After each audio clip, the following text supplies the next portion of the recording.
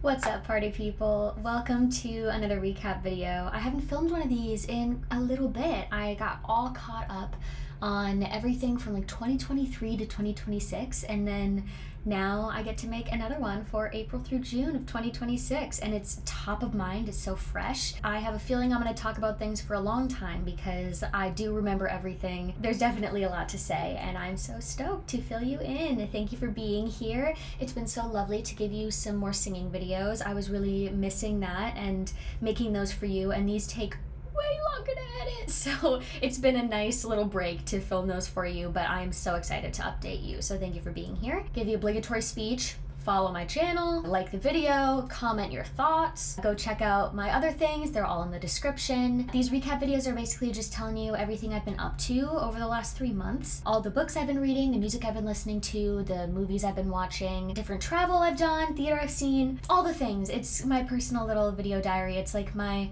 letterbox for life. So in April, I took a very brief trip to Cape Cod. My family was all out there, and I didn't think I was going to join them, but I ended up joining them, and they're always so accommodating whenever I decide to go out and join their trips. It is kind of a trek from Boston, where you fly into, to get to our place on Cape Cod, but they did it and it was super sweet. It was restful.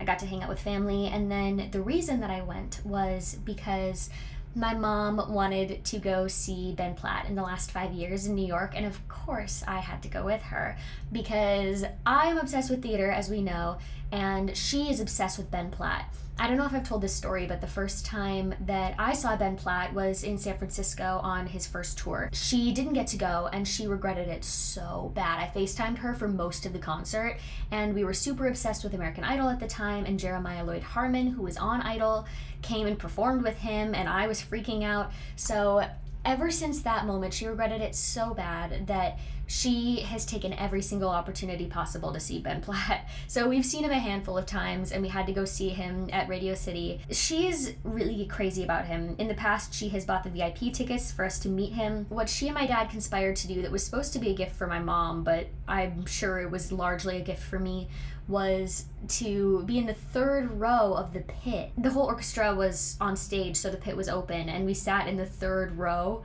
It was insane. We were right there, and turning around and seeing all of Radio City behind you is a surreal feeling. So that was an incredible theater experience I got to do, and it was fun to hang out with my family. I believe I talked about this in the last recap video, but late March was when I decided to stop doing the only pink and white thing. I had been only wearing pink, white, and beige with very little elements of green if it required it for like 3 years to promote my debut EP. I kind of went through an identity crisis where I was realizing that I didn't want to waste my 20s being a different version of myself. It was really cool. It was a commitment to my artistry, but I'm trying to allow myself to change. I have always resented other people for changing, and I think I, as an act of defiance, have tried to not change myself, but I'm realizing that I'm actually withholding some great things from myself by resisting change. So I stopped wearing all pink and white, and April was full of a lot of experimentation with outfits. I didn't have a lot to work with because at Christmas I had brought home some clothes from home in Massachusetts, thinking that I was going to switch from pink and white to red and blue for my next EP cycle. Then I just decided to go free for all, you know. I only really had like pink, white, beige, red, and blue. So I was wearing jeans, it was lovely, but I was really trying to figure out what in the world was going on. But it was fun. It felt like discovering a new version of myself. I chopped my hair off, which was great.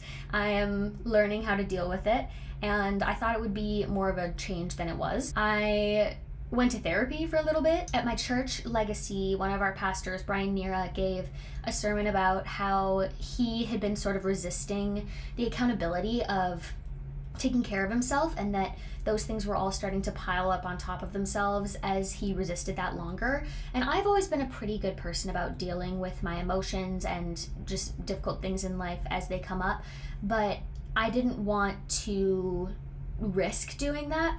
And also realizing that I had been cutting my identity short for so long through dressing that way and promoting the EP that way, I realized that I am more prone to silencing myself than I thought. So I decided to start going to therapy, and it was good, and then my schedule changed and I haven't been back. From what I've seen on like therapist TikTok, I think I'd consider myself a maintenance client where I don't have like a lot of trauma to deal with. Maybe it's deep down, but I think I'm very familiar with my internal world. So I think I kind of just was going to be like, I feel like I don't have enough time. How do I manage it? Or how can I be a better person in my day-to-day? So nothing too groundbreaking. They did the coffee crawl again in Nashville. I mentioned that before. Basically, you could pay $20 and then you got anywhere from like 11 to 13 $5 vouchers to different coffee shops around the city, which is just a steal of a deal. So I loved going to those new coffee shops and sitting and journaling there, and I would take notes on each of the coffee shops and like rank them based on all these different factors. Season 2 of Beef came out. My family and I watched that show and loved it, and then I rewatched it during Snowmageddon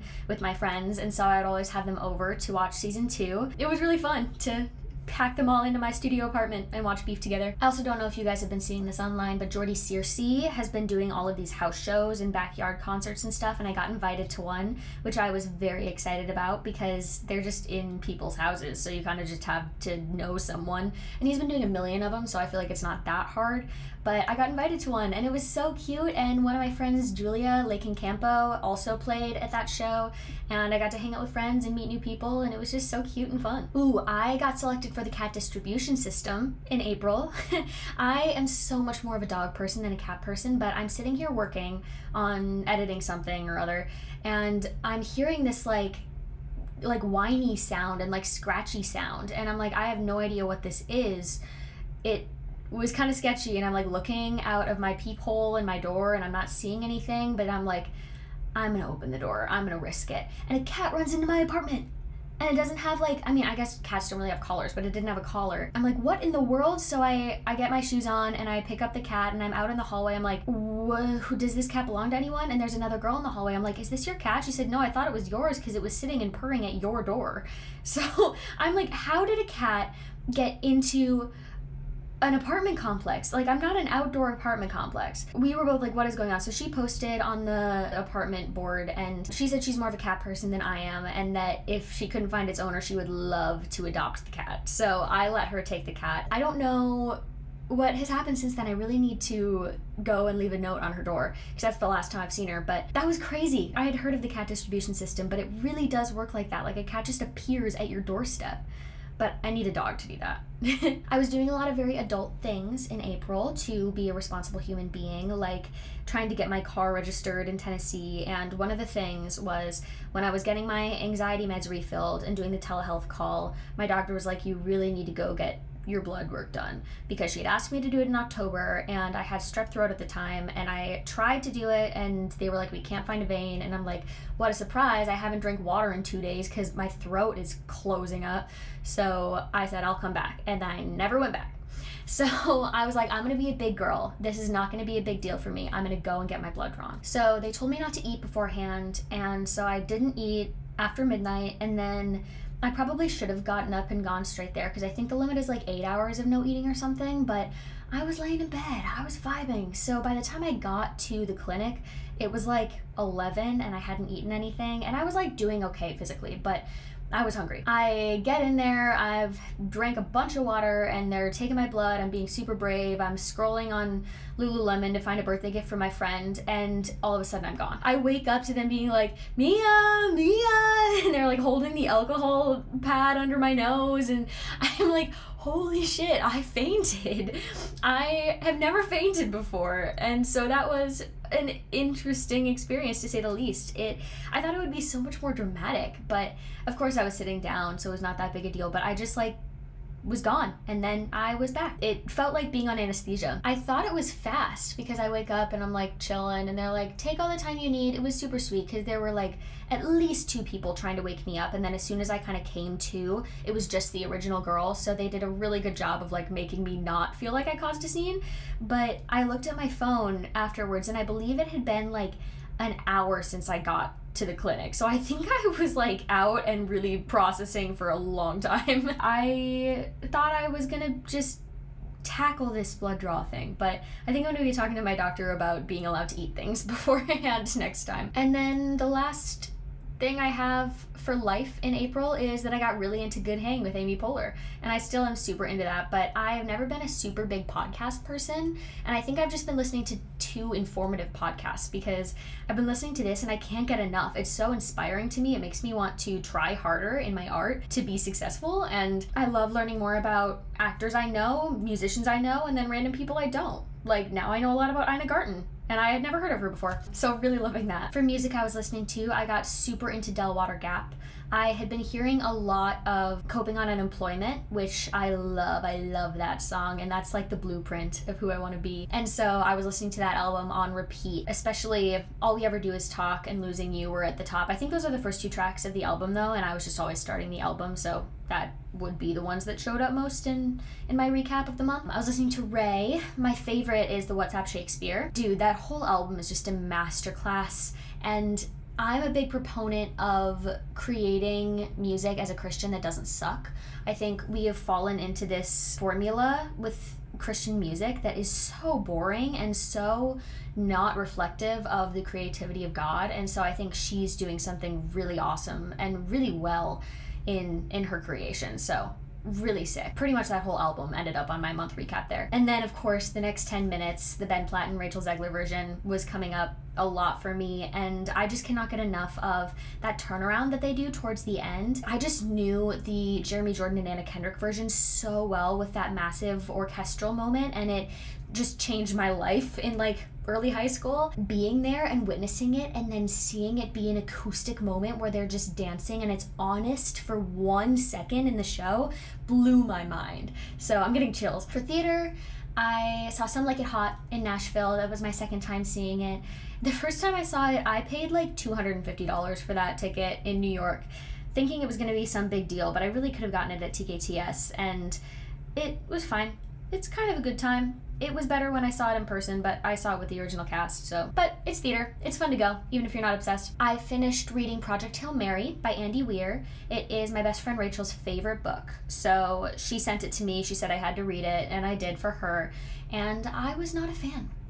I felt like it was too sciencey for me. I don't love that. I can get into a science fiction if it's like Dune, where there's like the fantasy element to it, but just the science fiction thing was really difficult for me, and it felt boring, and I didn't really like Ryland. Funnily enough, she said she had made like 12 people read it, or gotten 12 people to read it, and her roommate, who's like her other bestie, also didn't like it. I wrote one song. It was called Good Company, and I wrote it after going to that Jordy Searcy house show, basically about how I was feeling like I don't know when I'll be successful in music, and I'm seeing this person who I consider very successful in music just go and play house shows and say I wasn't feeling fulfilled by what I was doing, so I just want to play at people's houses for free.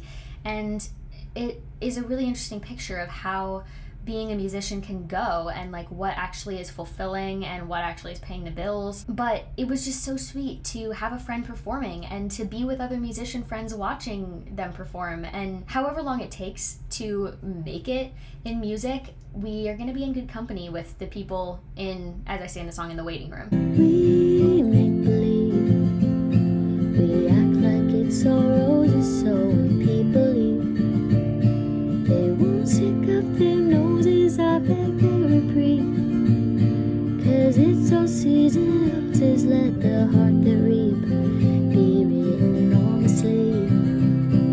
I think I'm gonna make it one of these days.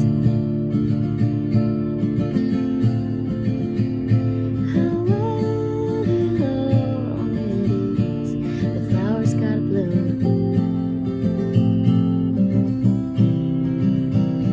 I'm loved enough to give the time it takes. It's all good company in the waiting room. And then finally, the movies that I saw in April. I saw The Drama with my sister in Massachusetts. That one, I think the conversations after the movie are better than the movie itself. I didn't feel like the acting was good, but it wasn't like groundbreaking, and I think the movie felt very contained. I think they could have made it more dramatic than it was, but Macy and I both got out of the theater and we were like, okay. And then we found ourselves having these like deep moral existential conversations like 2 days afterwards as well. I think we kind of realized like, oh, this actually is more thought-provoking than we thought. I watched Michael Che, Shame the Devil, his stand-up thing. It was a random thing that I turned on with my family. Sometimes we will watch these like intense dramatic shows like Succession, White Lotus, that kind of thing. And then sometimes we're like, let's just turn on a stand-up special. So we watched that. It was mid. He made a joke though about people only wearing one color, and I looked at my mom. But I was very glad I had stopped doing that by then, because that would have hit weirdly different if I had not. I saw Project Hail Mary. I liked the movie better than the book because it took out a lot of the sciencey stuff. There was some stuff I did not enjoy, like the entirety of Sign of the Times. It just wasn't entirely my kind of movie, but from the directors of the Lego Movie, it was a feat. I saw Hamlet, the version that's set in like modern day somewhere in London. It was like a random thing, but I just wanted to go see a movie that night, and I actually really enjoyed it. I love seeing Shakespeare done in different settings. I think I grew up in high school engaging with Shakespeare in its original format, and it just didn't do anything for me. But then seeing it play out in real people's lives, it actually makes you realize even the old English makes sense. Like, I understand it, and it gives an elegance and a grace to these difficult issues. I saw Mile End Kicks. That felt very indie movie. That was another random, I just want to go see a movie kind of thing. It was a good enough time. It felt very honest. And then I saw Michael, which was fun, and I am so impressed with, is it Jamar Jackson? I don't know who it was, but he did a phenomenal job, and I was very into that movie. It was great. On to May. So in May, I turned 23, and I see a lot of things on the internet. Maybe it's just because I turned 23 and I'm engaging with this content, but how 23, especially for women, is like a big year, and a lot of people are saying it is a bad one, but I've been having a great time so far. When I turned 23, it was kind of part of that existential crisis with the pink thing and whatever, but I was like, I need to be acting my age. I need to be enjoying my life. I need to be trying things and not putting myself in a box. I could sit around and think about doing something, or I could just do it. I was making a lot of impulsive decisions. And for me, impulsive decisions are nothing crazy. Like, I was talking to a girl at my small group, and she's like, you gotta be careful what you do. I'm like, well, for me, an impulsive decision is having 1.5 drinks and, like, posting my feelings on my close friends. Like, it is not that crazy. But it was very fun. So my mom came to visit for my birthday, and she brought her dog Molly, and he got to stay with me, which was very sweet. And she was super generous and took me shopping. I think she was excited that I wasn't wearing only pink and white anymore, and she wanted to shop too. So we did a lot of shopping, and she bought me a lot of clothes and some rings, and she decided that she had to like redo my apartment. Not redo, but she did it originally, and she did a fantastic job. She is an interior designer. But she came in and was like, there's all these things that aren't working. Like, I needed to get a new shoe storage situation, and I needed over-the-door laundry storage and just all this stuff. But it's great, and I love that she came, and we had so much fun. We had a lot of coffee. We ate out for like all of our meals, and they were delicious. So some of those impulsive decisions included getting a tattoo. I had been thinking about getting this tattoo for so long and just couldn't bring myself to do it. I think I was sort of scared about if it would affect my health. Like, when people get skin cancer, they'll find like tattoo ink in that area. But I guess if you like sunscreen it, you'll be fine. And also, how many people have tattoos? Sometimes I need to remind myself that I need to be chill. My mom had gotten a tattoo at this spot, and she wanted me to get one, so I did.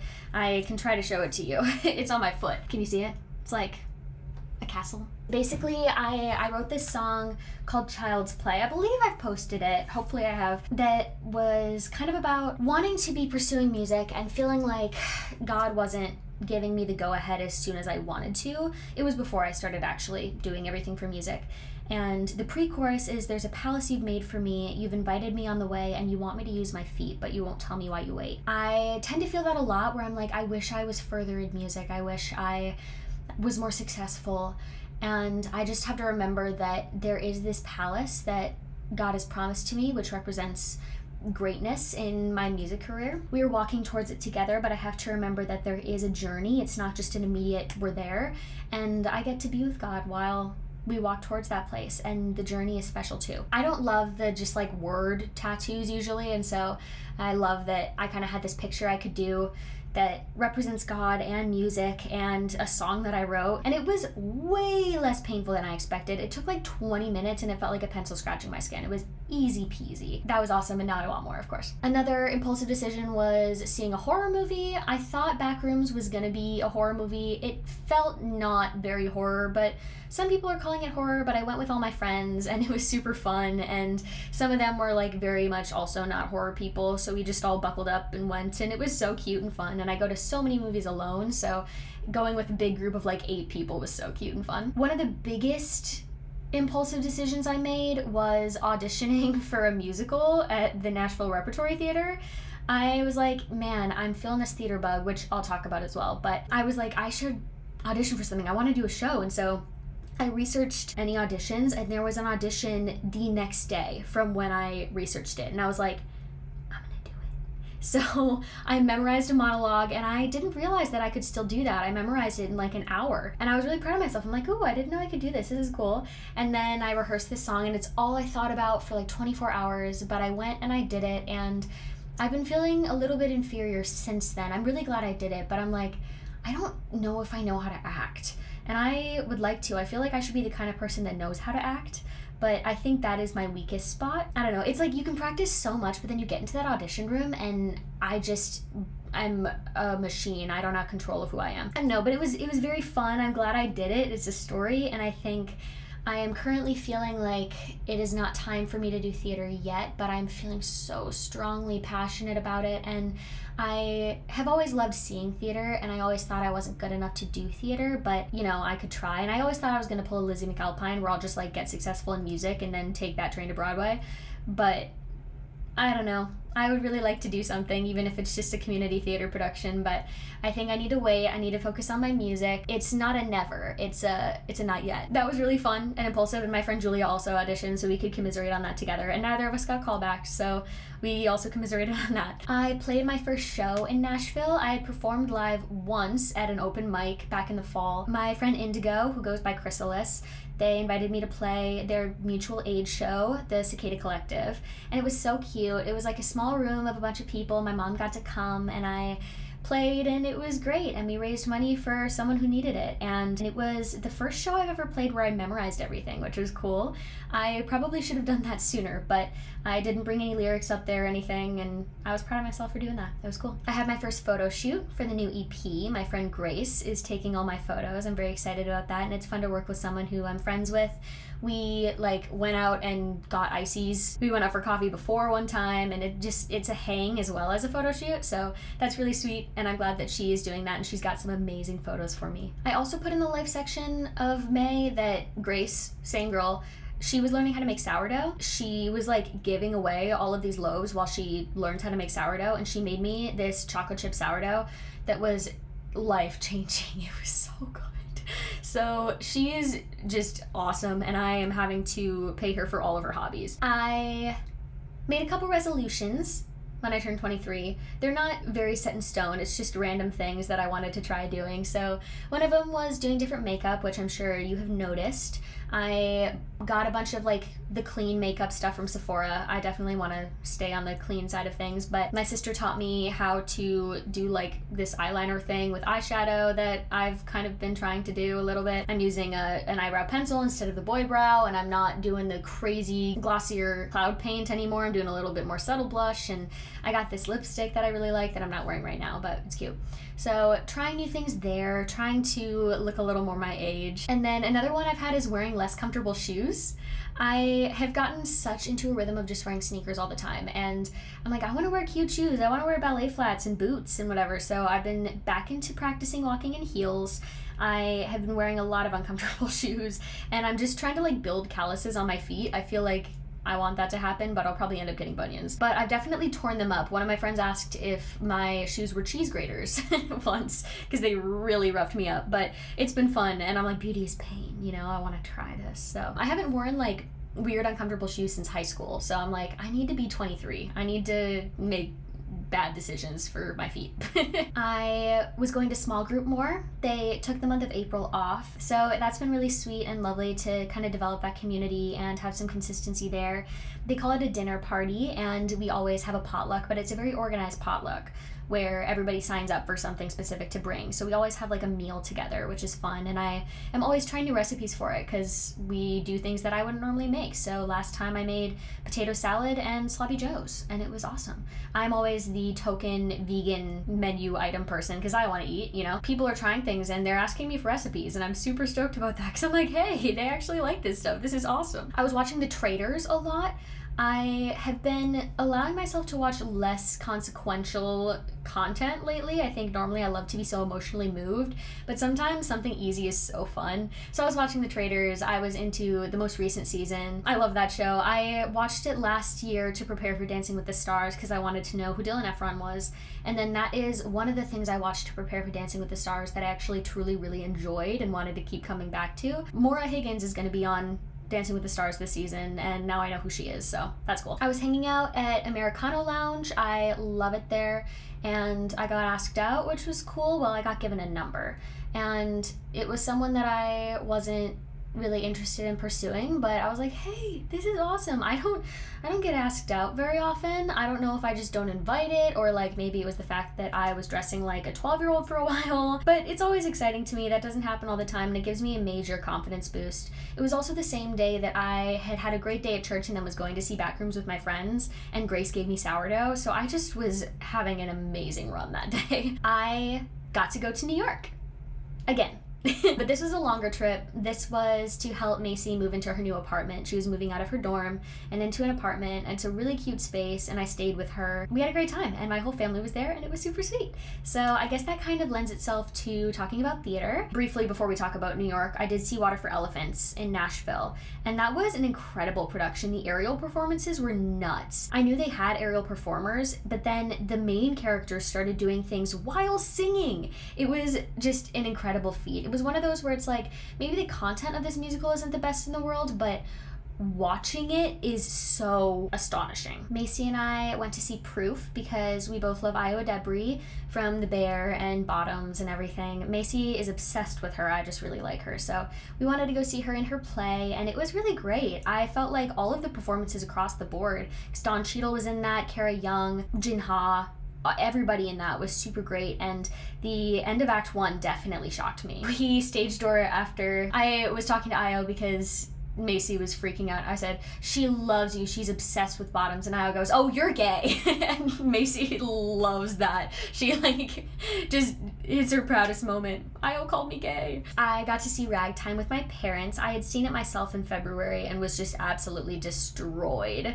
It is so devastating, and the performances in it are incredible. So I wanted to force my parents to see it. I wasn't sure what they would think, but I knew that they had to see it, and both of my parents were wrecked. My mom was laughing at me and my dad because we were just in shambles. We were sobbing, and I cried way more the second time than the first time. I was closer, and my mom was saying, I'm so glad you made me see that, which is super high praise from her because she normally likes to see like one show per trip, and my dad and I like to see one as often as there is a window. I was really proud of myself for picking one that she was happy that she had seen.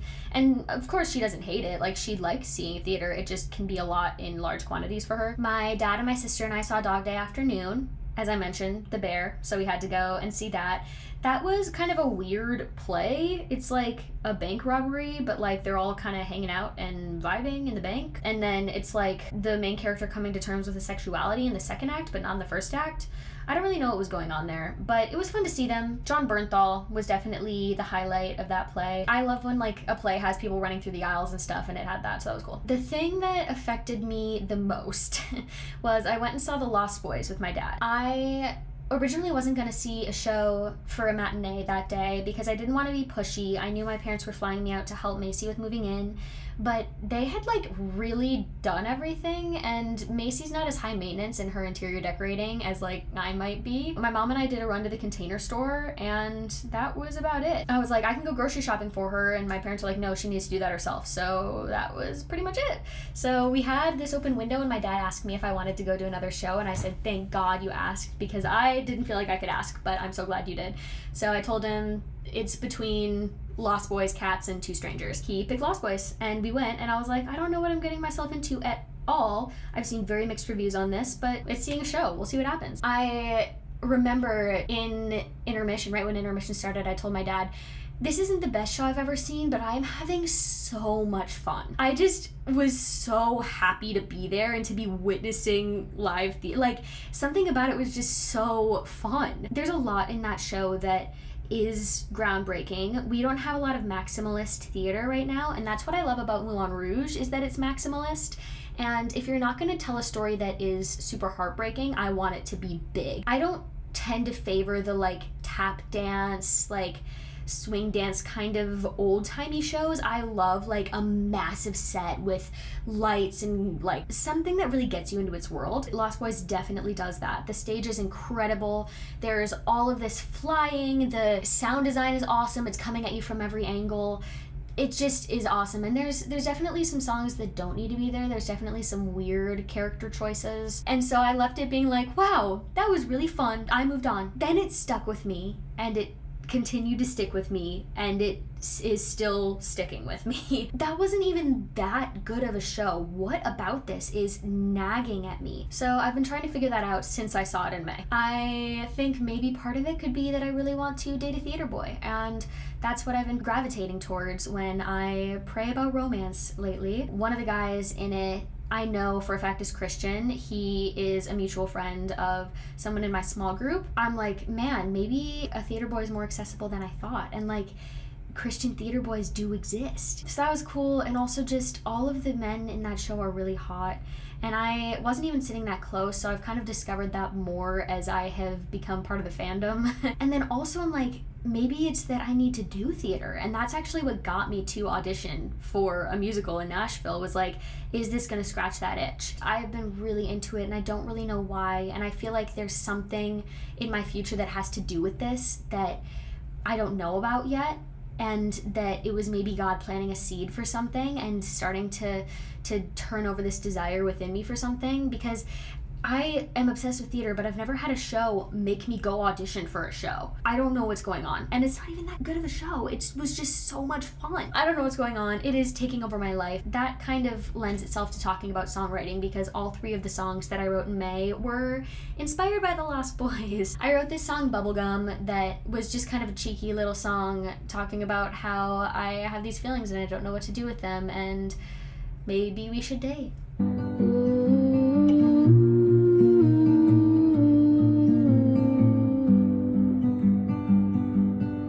What do I do with this feeling in my chest? Guess I gotta indulge it.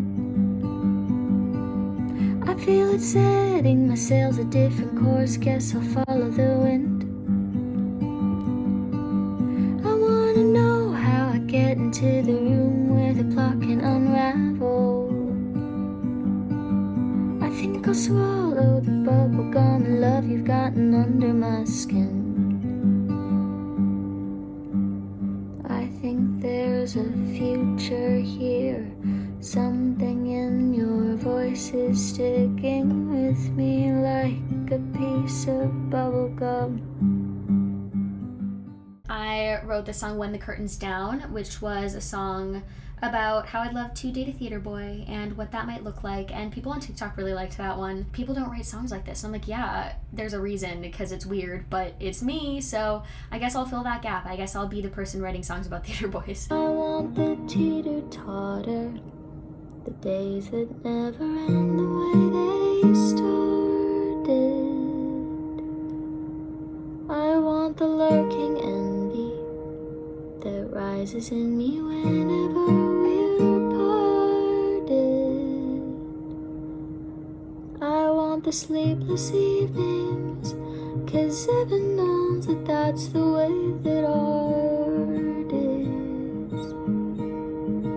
I want the seats and sidelines, the perfect way to witness where my heart is.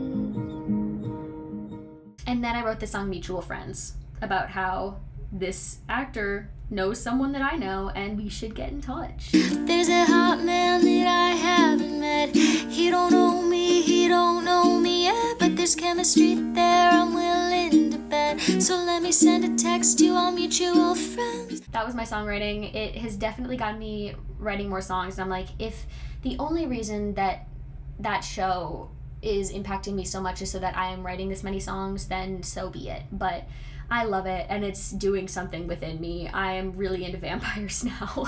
For music, of course, I was listening to Belong to Someone from the Lost Boys. I also may have a slime tutorial, just in audio, that I was listening to more often than not. Dude, when David says, "Don't look at the strings, look at me." Sorry.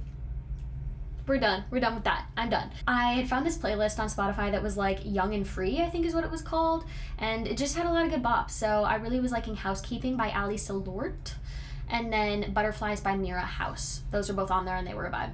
And then I was listening to a lot of Ragtime to prepare for seeing it again. Ugh, that show is so good. Nichelle Lewis was robbed. She should have won that Best Supporting Actress. I know I'm obsessed with The Lost Boys, but Shoshana Bean's character didn't need to be there. Hate to say it. And for movies, I watched The Devil Wears Prada to prepare for the second one. I still haven't seen the second one though. I've been trying to go and see it with my older nanny kid, but we just never have had a time, or like when we had gone to the movies, it ended up being an inconvenient time, so we went and saw something else. I saw The Sheep Detectives with one of my nanny kids. Everybody's obsessed with that movie. It didn't hit as much for me, but I love Nicholas Braun, and I did not know he was going to be in it, so I was stoked about that. I watched Leap Year on a plane. That was fine. I went and saw the Super Mario Galaxy movie with my nanny kids, and we saw that in 3D, which I had not seen in a while, so that was kind of a fun experience. I watched The Roast of Kevin Hart. There were definitely some moments in there that were a lot, but my friend Lane told me to watch it. She's like, it's super raunchy. She prepared me well, and there were some chuckle moments for sure. And then Backrooms, of course. And I really enjoyed that. I went into it thinking it was going to be so scary, and it was actually such a psychological commentary, and I just felt like it was really well contained, that Kane Parsons, I think his name is, he just did a phenomenal job and really brought that world to life. It was just the right amount of absurdity. I really enjoyed it. I thought it was great. Let's talk about June. June just ended, so it's so recent. I kind of made Americana Lounge my spot, and I'm not sure if I feel super confident in that yet, because I love seeing all my options before I commit to somewhere, but I really want to be a regular somewhere, and I love the vibes there, and I think I've finally come to terms with the parking situation. They have these jazz nights that they started doing weekly now, which I'm so stoked about. I have heard people kind of dogging on their coffee, but man, I don't care. It's good, and their syrups are fun, and they're open so late, which I love. So that's kind of my spot. I've been there more often now. I still really love like Forevermore, or I go to Matryoshka sometimes. Americano is the spot. I did more EP photo shoots. There was one where I rubbed sand all over my face.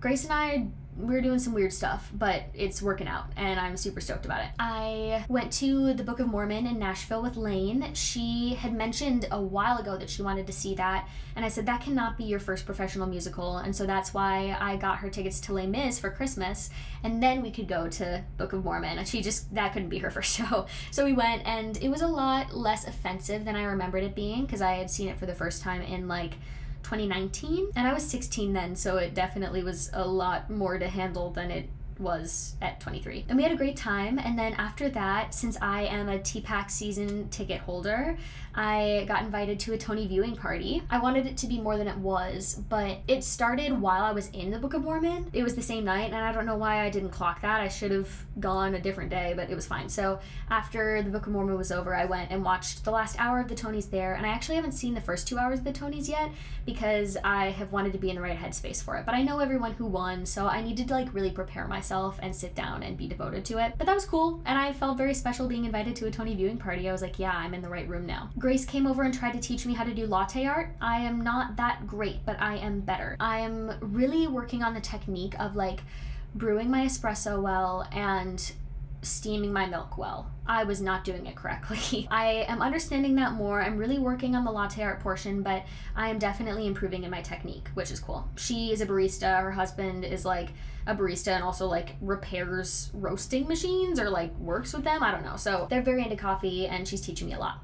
And I am really enjoying the idea right now of learning new things from my friends. Like, that's so cute and fun and community oriented. So I saw Hamilton in Nashville. I'm kind of mixing all the theater into this, but that was amazing. It was my 4th time seeing Hamilton, and I've seen Hamilton in a different city every time I've gone. It absolutely wrecked me. The girl who was sitting next to me at the end was like, "Are you okay?" I'm like, just sobbing. And I think every time I see it, especially as an adult, it resonates with me differently. The person who normally plays Lawrence was playing Hamilton, and at first I was like, he has Lawrence vibes. And then at the end, I went and looked at the like who's playing who cast board. I normally don't look at that, but I did. And I was like, oh yeah, he normally plays Lawrence. That makes a lot of sense. But it was really cool because he had even younger vibes. And I think when I saw it as a kid, I saw it twice when I was like in middle school. And I just appreciated it as theater, but I didn't really understand all of the intricacies of that show. And I still don't, but I kind of was just like, this is how adults act with ambition. I had this wall up in between being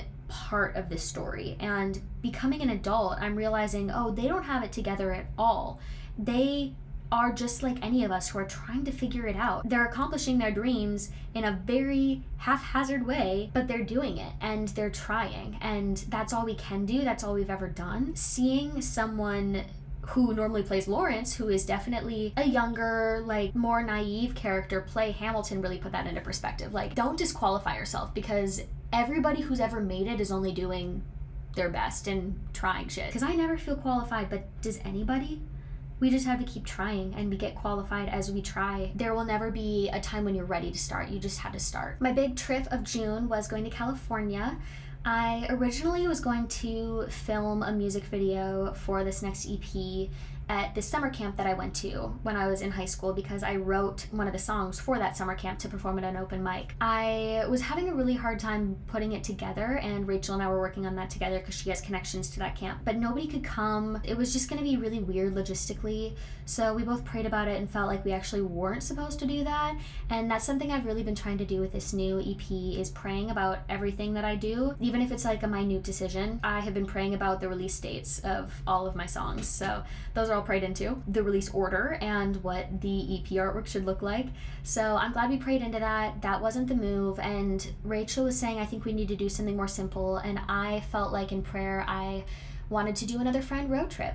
And we had done 2 of those in 2021 and 2022 with our high school small group. We're all besties, and it had been a minute since we did it. We'd seen each other a couple times, but never done like just an exclusive hanging out road trip. It's always been like for weddings or tour or whatever. We planned it, and we got a little Airbnb around Santa Cruz, and we played games together, we made food, we went to the boardwalk. There was a lot of elements of like, some of us were like, no, we shouldn't do this, and one person was really fighting for it, and then we had a great time once we finally succumbed. So like, Charlotta was like, we need to go make s'mores outside. We got s'more ingredients. We need to do it. And we're like, it is almost quiet hours on, because it was like a retreat center the Airbnb was on, and so there were quiet hours, and can't figure out how to get the fire pit to work. And she's like, guys, we just have to do it.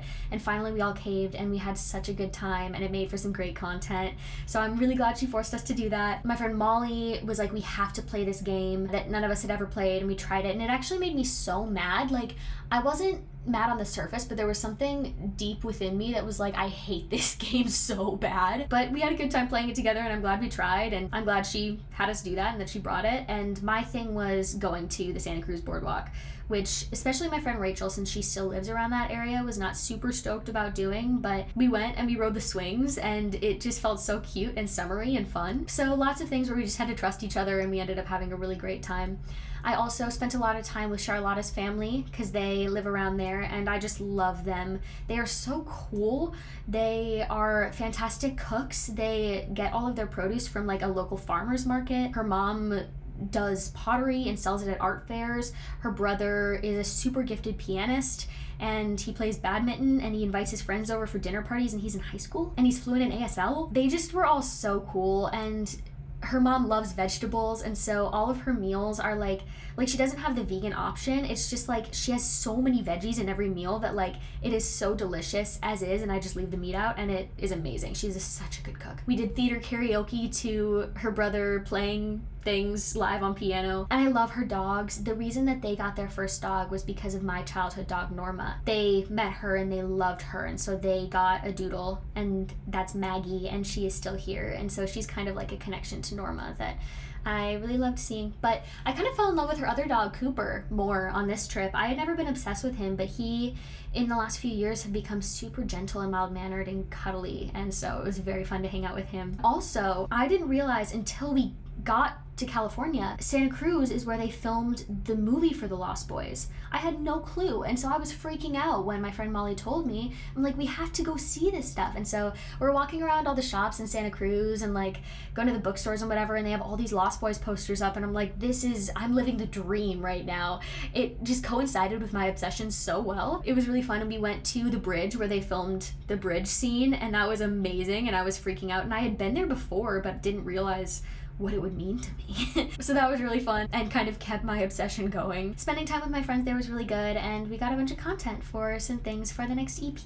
Yay. Two other life things I had were I was watching a lot of New Girl. I still am. I had watched the first like two and a half seasons when I was in middle school, and then I was like, there is too much sex in this for a middle schooler. I can't keep watching this. But I am loving it now. The humor in that show is so funny. I've been binging it a ton while I've been doing PR for my next EP. I will feel so tired if I don't have something on in the background, but it's really been keeping me going, and I will sit and do PR for hours if I have New Girl on in the background. Nick and Jess, man. Especially that one episode, True American, Not Like This. Oh, it's so good.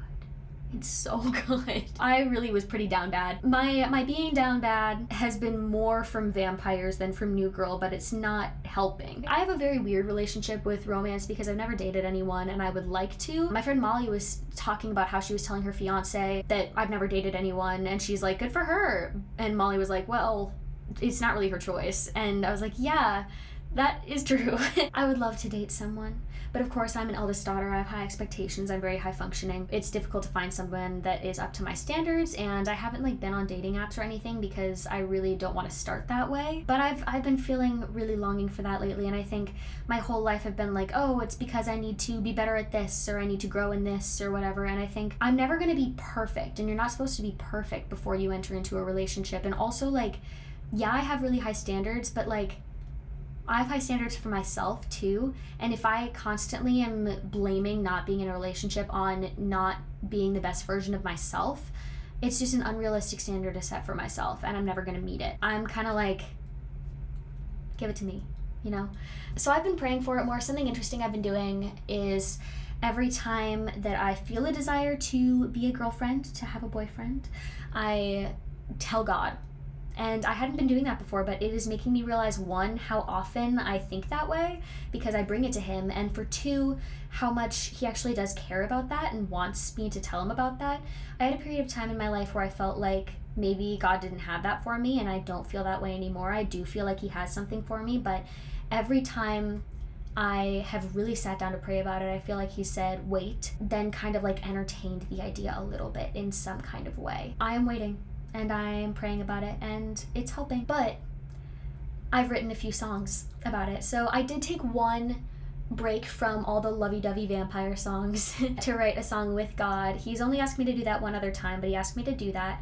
Basically, I just will like sit down and pray about every lyric and like what he's trying to say.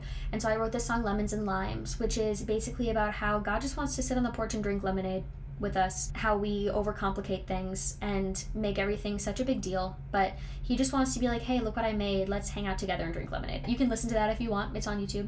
But I made them for love and for light, and I made them for rest and for time. They're not looking for me just for signs, but I write on the porch with a spoon and a knife, in a chair slicing lemons and limes, with my friends looking up at the sky. I wrote a a song, Like It Always Is. I had this dream about a different one of the guys in the Lost Boys. We both were exhausted and we both had to go to work at night. He invited me to come over to his apartment. It was really interesting because the role that he plays is very much like self-assured, and seeing him be tired was so interesting to me, and I loved seeing him with his guard down, and I had my guard down, and we just made tea and sat on the couch together and held hands and scrolled on our phones until we had to leave. And it was incredible. And that shows you where my mind is at when I'm dreaming and how I categorize my dreams. But it was amazing. And so I wrote a song about that, and then also kind of combined it with this other guy I have a crush on. So I love doing that, combining crushes into one song. I did that for Street Signs as well, and the one adjacent. So that was about that. And basically it's like, it all was a dream, like it always is. But it all was a dream, like it always is. You've been married before, wonder if it sticks. But the only way I've been loved is deluding myself into thinking there could be a future for us. I'll take what I get, I'll go back to bed. And then I also wrote the song Bite Me, which is straight up vampire song. A vampire can bite me kind of vibe. And I ended up really liking it. I really liked the final verse. It came so naturally to me and I was really stoked about it, so. 'Cause I'm far too human, I'm so unsurprising. So let me know when you can rip my heart out with your teeth. And you'll keep me breathing, and I'll watch it beating, and someone can finally tell me what lies underneath. I read one book. I finished The Odyssey by Homer. I started reading that in January, and I have one of those copies. I collected the Penguin Clothbound Classics. In all of those, they have a lot of information at the beginning of the book about its history and authorship and translation and stuff, and so I had read all that to try to get some context, thinking it was going to be a really difficult read. I mean, it's like the second oldest thing ever published. I made a joke with my friends that I finished the Bible, and I'm reading every book in chronological order, so next is the Odyssey, and then I'll read the Iliad next. I had gotten through that intro, and then I started really reading the actual bulk of it on my planes to California, and I got through like 80% of it just reading it on planes. It was so much easier to digest than I thought because the translation is from like 1940 or something. It is not the old scary translation that I thought it would be, and it wasn't like my favorite thing ever because it's just a lot of like battles and weird men trying to get what's her face, Penelope or whatever, to like be with her, and Telemachus is like going on a little journey to find out where his dad is, but then his dad is home. But I wanted to be prepared for the movie, and I'm glad I understood it more than I thought I would. For movies, I went and saw Power Ballad, the Nick Jonas and Paul Rudd one, and that was not all that great, but it definitely made me want to register everything I've ever written on ASCAP, because that whole movie is just like he stole his work and didn't give him credit for it. That was a cautionary tale. I watched Theater Camp again with Grace. She came over one night, and I love that movie. Every time I've watched it, I've added another half star on Letterboxd, so it's at 5 stars now. It just is so silly. It is exactly my kind of humor. I love that movie. They were showing The Lost Boys at Regal. See, this is what I'm telling you. It is following me. I go to Santa Cruz and it's there. I see it everywhere. It's showing at Regal. So of course I had to go because I had never seen the movie. I'd only seen the musical, and I went and I really enjoyed myself. It was so 80s. I loved the aesthetic of it. There were some interesting things. I think the musical actually did the story justice in like having the grandpa be dead, but I was mad that they didn't have Nanook in the musical. Why would you cut the dog out? And then there were a lot of ways that the movie was definitely more like gory and sensationalist than the musical was. Like the blood spewing from the bathroom sinks was crazy. And I was talking to Rachel about the movie afterwards, and she's like, a lot of this vampire stuff is not like canon vampire lore. It was just a good time, and it was really just a quintessential like 80s 90s movie, so I had a great time seeing that. I do like Ollie Louise Borski's David more than the movies. I saw The Breadwinner with one of my nanny kids. I'm not the biggest Nate Bargatze fan, but there were some funny moments in there, and seeing that movie in Tennessee, in Franklin, everybody there was like laughing their asses off. They were so stoked about it because he's like from Nashville. I think they felt very patriotic about it, and that was kind of funny. It was one of the louder movie theater experiences I've ever had. I saw Toy Story 5 with one of my nanny kids, and that was fun. I went into it thinking that I was going to feel very convicted about my screen time, and I wouldn't say that I was, because I think what I took away from it more was the parasocialness of friendship. And so I'm like, if you can actually just be with your friends and not be on your phone, you're golden. But dude, the Jessie plotline, I didn't see that coming. I definitely was teary when they revealed that thing. You gotta go watch it. I don't want to spoil it. Toy Story 2 is also my favorite Toy Story, and so having them come back around to that was really special for me. So this is my favorite after Toy Story 2. But Toy Story 2 is phenomenal. Can't be beat. This was able to log on Letterboxd, but I watched Gary, the special episode of The Bear, to prepare for watching The Bear. I've been watching it a little bit. I'm like halfway through the final season, and it's so good. But I really enjoyed Gary. I felt like it gave us an insight into what life was like for Mikey before he passed, his relationship dynamic and stuff. And I think it really delved into their characters in an interesting way. We see how Richie was putting up all of these boundaries to avoid emotional confrontation, and it was getting in places. He was going to be a father. He had this marriage, you know, and on paper it looked great, but it was because he was ignoring any way that he could be at fault. He was ignoring, you know, facing any of those emotional truths.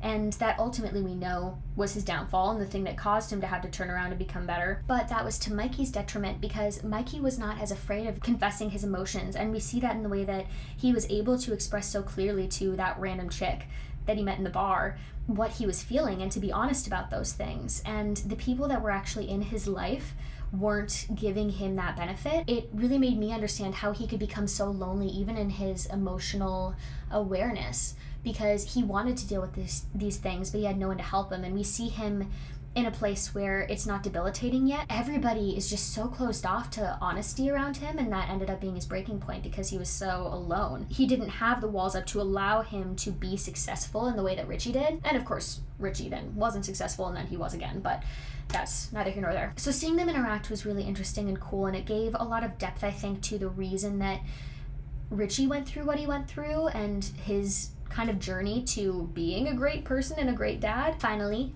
let's talk about music. You know how I said The Lost Boys is following me? Phoebe Bridgers? Are you kidding me? Her first single is Lost Boys, and it's like very much reminiscent of the movie, on a motorbike doing 90 and a 55 to another life, where they make you cut your hair is not the thing, but I've seen a lot of edits of people doing the ear piercing scene, which I think is kind of valid. Lost Boys, come and find me. I memorized that song within 24 hours and actually had my nanny kids memorizing it too. It is chasing me, and maybe I'm delusional and maybe I'm looking for it, but dude, going to Santa Cruz and it's there. The Lost Boys by Phoebe Bridgers. It's showing at Regal. Bro. One thing that came up in my most listened to in June was I Wish by One Direction. I have this thing where when I was younger, I had a headache, and then I listened to One Direction with headphones on and my headache went away. So it's kind of this placebo thing that has worked for me every time since. Or for the most part, or even if it doesn't, I still try. And so I was doing that in Santa Cruz because I had a headache, and then we had Twilight on because it was like cloudy and we were in the mountains and my friends were liking that. Their vampire story of choice is Twilight. I had Supermassive Black Hole at top of mind, and I was like, these would sound great together. And I made a Spotify mashup and went in and I was like, guys, I'm gonna keep having a headache because I need to show you this. So that ended up being at the top of my list. The Ryan Beatty album came out, and that is so phenomenal. There are some incredibly written songs on there, and like all the key changes in Phantom, he is genius. And also the Clairo influences in there are just the perfect vibe. Belong to Someone from the Lost Boys was still on my most listened to, of course. I actually changed my alarm screen, because you can change the picture for it on the app that I use, to a picture of them to motivate me to get out of bed and like do things with my life, because they're on stage doing something awesome and I want to be doing that as well. And it works sometimes to get me out of bed. And then finally, I made this playlist inspired by one that Grace had, that was all of these songs that I loved as a kid that are just nostalgic, and I called it Strawberries and Cream Frappuccino because I would always get that at Target and walk around Target with my mom. And so it's got all the like They Might Be Giants Kids and Teen Beach Movie and the Backyardigans and all those fun ones, and I had been playing that a lot for the kids I nanny in the car, which is fun because normally I would play normal music for them. Like, I'm a big proponent of playing normal music for kids so that they can be cultured and you can have a good time, but like, I'm having a good time playing these age-appropriate ones for them. So, but that is everything. This one's gonna be long because everything's so top of mind and I'm still so excited about everything that's happened in the last few months. I am so stoked. You're gonna hear some things from me very soon. The next time I record a recap video, I think there might be some music. And by I think, I mean there will. But you didn't hear it from me. I'm gonna announce it so soon. Once you're seeing this, it'll be like next week. I'm so excited. Thank you for being here. Please ask me all your questions. Let me know what else you'd like to hear about. If you are a theater boy, reach out to me, por favor. We can talk. I'll buy you a coffee. I hope you are having a cool summer and a fun summer, and that you are trying impulsive things and being the best version of yourself and acting your age and hanging out with friends and not looking at your phone while you're doing it, and that you're obsessed with some form of media and that it's making you feel a lot of things and write a lot of songs about it. I love you. Bye.